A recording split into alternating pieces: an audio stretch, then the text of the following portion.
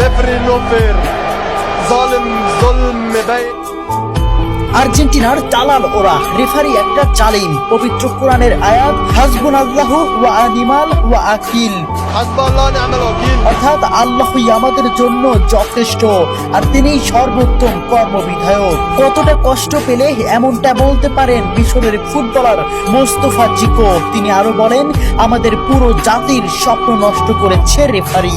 আর্জেন্টিনার দালাল ওরা, রেফারি একটা দেশের পুরো পরিশ্রমকে এক নিমিষেই নষ্ট করে দিলেন।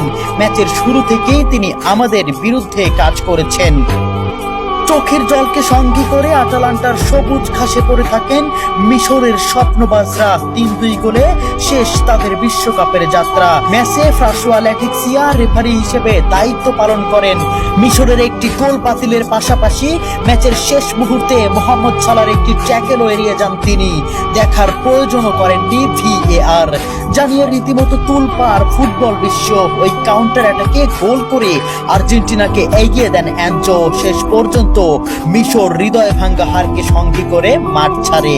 ম্যাচ শেষে সংবাদ সম্মেলনে রেফারির কড়া সমালোচনা করেন হোসাম হাসান। তার দাবি, মিশর ন্যায় বিচার পায়নি। একই অভিযোগ করেছেন মিশরের হয়ে গোল করা স্ট্রাইকার জিকো। মাঠেই সাক্ষাৎকার দিতে গিয়ে কান্নায় ভেঙে পড়ে রেফারির বিরুদ্ধে তীব্র ক্ষোভ প্রকাশ করেন এবং তাকে জালিম বলে আখ্যাও দেন। জিকো বলেন, রেফারি আমাদের প্রতি অন্যায় করেছেন, সে একজন জালিম। এ সময় তিনি পবিত্র কোরআনের আয়াত হাসবুনাল্লাহু ওয়া নিমাল ওয়াকিল, অর্থাৎ আল্লাহই আমাদের জন্য যথেষ্ট আর তিনিই সর্বোত্তম কর্মবিধায়ক। একজন মানুষ কতটা কষ্ট পেলে এমনটা বলতে পারেন। এছাড়াও তিনি বলেন, রেফারি একটি পুরো জাতির পরিশ্রম নষ্ট করে দিয়েছে। সাক্ষাৎকারের একেবারে শেষ দিকে জিকো আরো গুরুতর অভিযোগ তুলে বলেন, এই শিরোপা আর্জেন্টিনার দিকেই পরিচালিত হচ্ছে।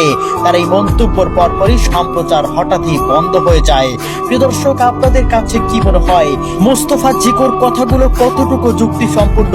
কেন বন্ধ করে দেওয়া হলো সম্প্রচার? কমেন্ট বক্সে অবশ্যই আপনাদের মন্তব্য জানিয়ে যাবেন।